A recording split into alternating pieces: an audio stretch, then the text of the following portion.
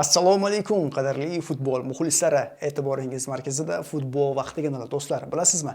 Bugun Angliya Premyer Ligasida juda ham yaxshi o'yin bizni kutib turibdi. Mana shu libos ostida harakat qiladigan Manchester City jamoasi hamda hamyurtimiz Abduqodir Husanov Angliya Premyer Ligasining 30-turi doirasida Leicester City jamoasini qabul qilishadi. Muhim uchrashuv. Bilasizmi nimaga? Chunki Manchester City qaltis ochkolar jamg'argan holda 5-o'rinda turibdi va Manchester City jamoasi agar keyingi yili Chempionlar Ligasida ishtirok etishni xohlasa, 4-, 3- yo 2-o'rinlarni egallashga, 1-o'rinni egallash imkonsiz. Shuning uchun ham aytaman, hech bo'lmaganda top 4 jamoalar ro'yxatiga kirish kerak.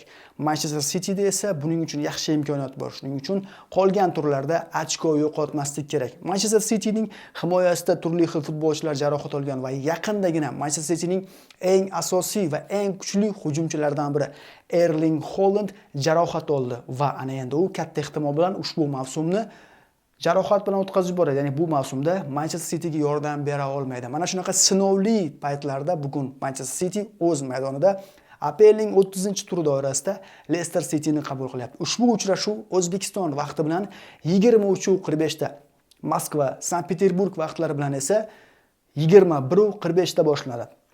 Yana bir muhim ma'lumotni aytib o'taman. Biz har doim to'g'risini aytganmiz. Ushbu uchrashuvni O'zbekistondagi hech qaysi telekanal, na Zo'r TV, na Futbol TV, na Sport TV ushbu uchrashuvni jonli efirda namoyish qilmaydi. Bu Angliya Premyer Ligasi do'stlar, eslab qoling. O'zbekistonda faqat Angliya Kubogini ko'rsatadi, lekin Angliya Premyer Ligasini ko'rsatishmaydi. Shunday ekan, ushbu uchrashuvni televizor orqali ko'rishning imkoni yo'q. Marhamat, bemalol bizning Telegram kanalimiz orqali, ya'ni Futbol vaqtining Telegram kanali orqali ushbu uchrashuvni jonli tarzda mazza qilib tomosha qilishingiz mumkin.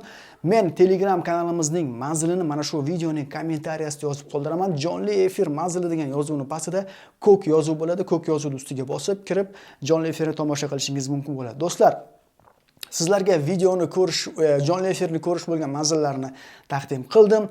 Futbol haqidagi ma'lumotlarni berdim va sizlarga endi savol bilan yuzlanmoqchiman. Do'stlar, bugun Abduqodir Husanov asosiy tarkibda tushadimi, yo'qmi? Bu haqida yozib qoldiring. Undan tashqari bugungi uchrashuvdan qanday natija kutyapsiz? Bu haqida ham o'z fikrlaringizni yozib qoldiring. Futbol vaqtida qoling va futbol haqidagi eng yaxshi kanaldasiz. Xayr, salomat bo'ling.